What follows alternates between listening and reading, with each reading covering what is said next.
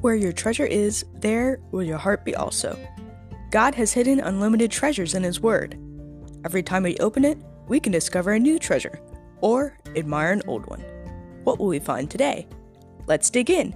Here's Carla Early with Treasure Hunt in the Word.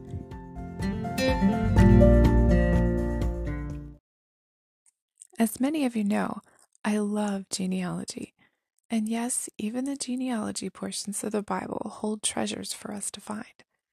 The genealogy portion of Matthew started with Abraham, the one who God promised, "I will make you a great nation, and I will bless you and make your name great, so that you will be a blessing, and in you all the families of the earth will be blessed."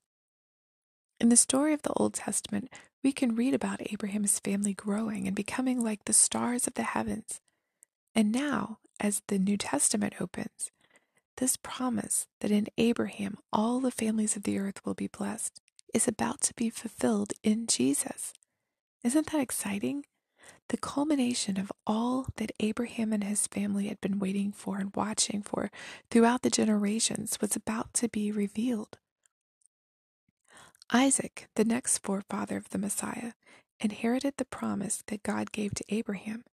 He was Abraham's son of the promise, a very tangible gift from God to Abraham and Sarah to prove that the God that they served was the God of the impossible. Nothing was too difficult for him.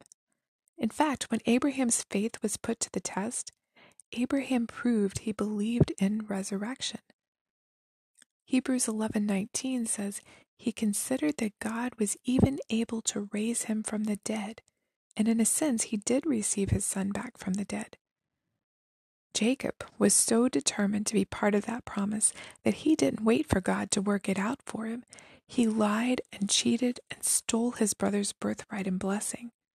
He trusted God to take him from being a fugitive in the desert with nothing to returning with a large family and an abundance of cattle and wealth. Of Jacob's 12 sons, Judah received the blessing of being the forefather of the Messiah. The prophecy said that he would be a lion from the tribe of Judah. At that point, we find something interesting. A woman is included. Tamar, one of the 5 women included in Jesus' genealogy here in Matthew. That was highly unusual for a woman to be included in those lists, so they're always important. Tamar wanted in on the promise so much that this Canaanite woman posed as a prostitute when Judah refused to give his son to her as he had promised. She seduced Judah and had twins, becoming part of the genealogy of the Messiah.